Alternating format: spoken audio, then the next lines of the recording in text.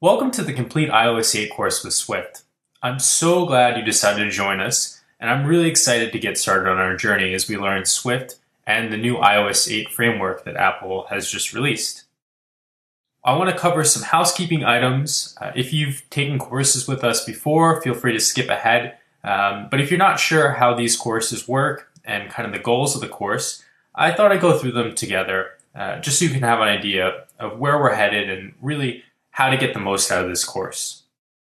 One of the things we do in our course that's a little bit different than other courses you may have taken online in the past is we include challenges and assignments. These are meant to challenge you. They're also really meant to have you practice coding and do so in a real environment. So we immediately jump into Xcode out of the gate.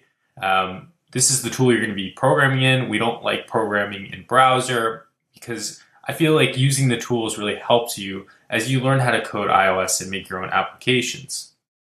So one of the goals of this course is to build your own applications. And I really feel that challenges and assignments help you get over the fear of building your own app. You know, it's one of the scariest things in the world to have just this white open text editor and to not know where to start. So we're going to build a bunch of applications together. Some are going to be really small, some are going to be long, and they're going to have multiple steps that we're going to go through together.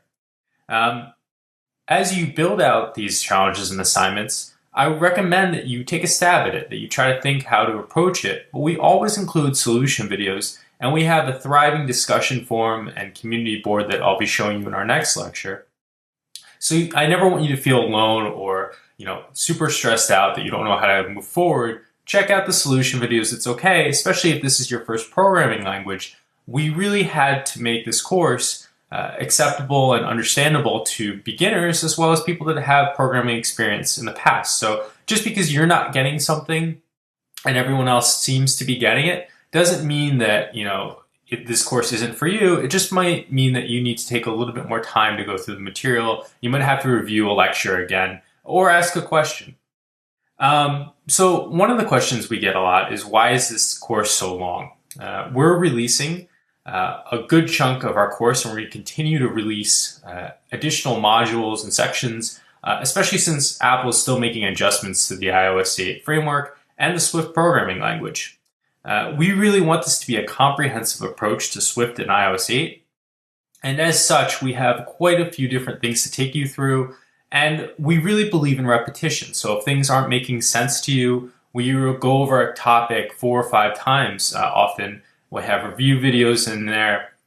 There's tons of chances for you to understand a concept, even if you don't fully understand it the first time around. One of the things that students kind of get tripped up on is going over every detail the first time they go through a lecture. And sometimes we'll push things to the future, and I'll explicitly say in the video, we're going to cover this in a later lecture. In fact, some of you have commented in the past that it was a little bothersome. Well, we feel that you really learn by coding. And if we try to explain every detail, you get really bogged down and you don't move forward and you don't see progress, and then you quit. So we've really tried to create a balance between showing you cool concepts, but also building things. And if you have a little bit of patience, I can almost guarantee you that you're going to get in that understanding for that topic you initially didn't understand, and you're going to see it come up later, and the light bulb is going to go off. So keep moving forward through the material, and don't be afraid to circle back later on, and you often will figure out that you've answered your question. As you go through the material, I want you to keep in mind that Swift is going to be continuing to change, and so is iOS 8, and we're going to continue to make adjustments to the lectures based on requests, based on bug reports. So we're really going to try to make this course the best course for iOS possible. And any reports and anything that comes up that you find, any suggestions, please post them. It's so helpful to have feedback from you guys. You guys really make this course awesome. So I hope you'll approach this as a community learning experience rather than just a single online course you're going to take. We really are going to try our best to get you through the material and work through it with you together. If you see slight screen differences, one of the reasons for this was the number of betas Apple's released, and we've really been working to get this released as soon as possible for you guys. So If you see slight differences, and if at any point you're confused by these differences, please post. We're working on updating all these videos, but some of these videos were made during different versions of the betas. So all the code should work, and if it doesn't, please let us know. One of the areas I really stress that you pay attention to is the notes section, because if there is some sort of issue, we'll immediately update the notes section, but getting around to updating the video might take a little bit more time. So the notes section is going to be really handy, and in fact, we'll add like a bold or a, please look at this, and hopefully it'll really stand out to you if there's some sort of issue in the lecture.